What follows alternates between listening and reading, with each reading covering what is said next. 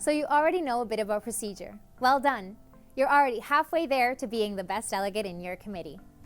Let's get into the nitty-gritty of parliamentary procedure. In this episode of BIMUN ESADE How To, we'll be teaching you the more intricate details of the BIMUN ESADE debate procedure. After this, you'll be a pro at procedure and you'll have no trouble following the debate.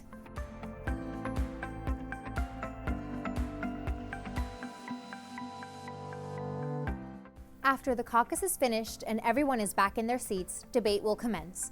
The first stage of debate will be open debate on the resolution as a whole. This is the moment where clauses presented during caucus are selected and presented.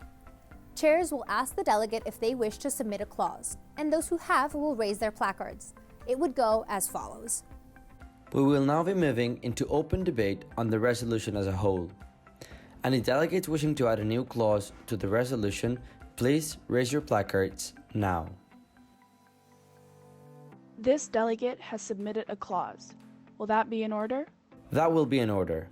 Delegate, please come to the podium and read the clause. The delegate will proceed to read the clause. Thank you, delegate. The floor is yours. The delegate will then make a brief speech explaining their clause and encouraging other delegates to vote in favor of it. After the speech, the delegate will be asked whether they are open to points of information. Thank you, delegate. Is the delegate open to any points of information? The delegate may be open to a specific number of points of information or to any and all. 1, 2, 3. Any and all. The delegate has opened himself to any and all points of information. If there are such in the House, please raise your placards now. Delegates who wish to make a point of information will raise their placards. France, Spain, and Saudi Arabia, you've been recognized in that order. The delegates that were recognized will stand and make their points of information in the order that they were called.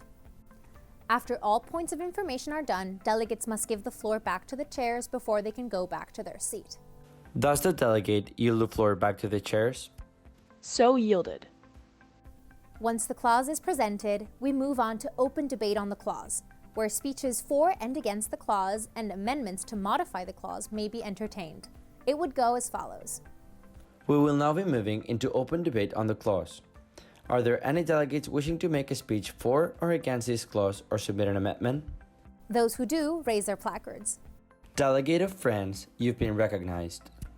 During open debate on the clause, there are two types of delegate intervention. The delegate will go up to the podium and state what they wish to do. The delegate wishes to make a speech in favor of the clause. Will that be in order? Delegate makes a speech for or against the clause. Delegates will select what type of speech they will be entertaining. The same number of speeches for and against have to be entertained. Once the delegate finishes their speech, the chair will ask them if they are open to any points of information. If they are, those will be entertained, and after that, the floor will be yielded back to the chairs. The delegate has prepared an amendment. Will that be in order? Delegate makes an amendment to the clause. If a delegate wishes to make an amendment, said amendment must have been previously sent to the chairs and have been approved by them. Since this happens during open debate, the delegate will have to open themselves up to points of information. Once the delegate has read the amendment, they will be given the floor by the chairs to make a short speech presenting it and encouraging others to vote in favor of it. After this, the chairs will ask them if they open themselves up to points of information. If they are, those will be entertained, and after that, the floor will be yielded back to the chairs. After their speech and points of information, there is open debate on the amendment. During this time, chairs will entertain speeches in favor or against the amendment and amendments to the second degree. Once this has been done, the committee will move on to close debate on the amendment. During this time, only speeches for and against the amendment will be entertained. No points of information can be entertained, and the closed debate will finish with voting procedures on the amendment. If passed, the amendment will be applied to the clause, and the committee will move on to open debate on the clause. During this time, the committee will entertain speeches and amendments to the clause at the chair's discretion until they decide to move into closed debate on the clause, where only speeches for and against the clause can be entertained. After the speeches, there will be no points of information, and the committee will move directly into voting procedure on the clause. After this, the committee will move on to open debate on the resolution as a whole. Once all clauses have been presented, the committee will move into closed debate on the resolution as a whole. During this time, only speeches for or against the resolution will be entertained and there will be no points of information. After the speeches, the committee will move on to voting procedure. We are now moving into voting procedure. Admins, please secure the exits and suspend note passing. All of those wishing to vote for, please raise your placards now.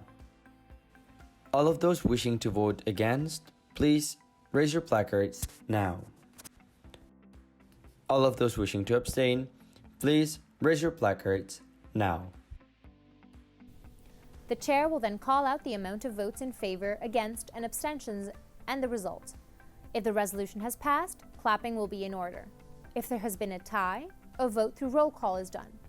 If there still is a tie after that, the committee will move back into open debate on the resolution as a whole.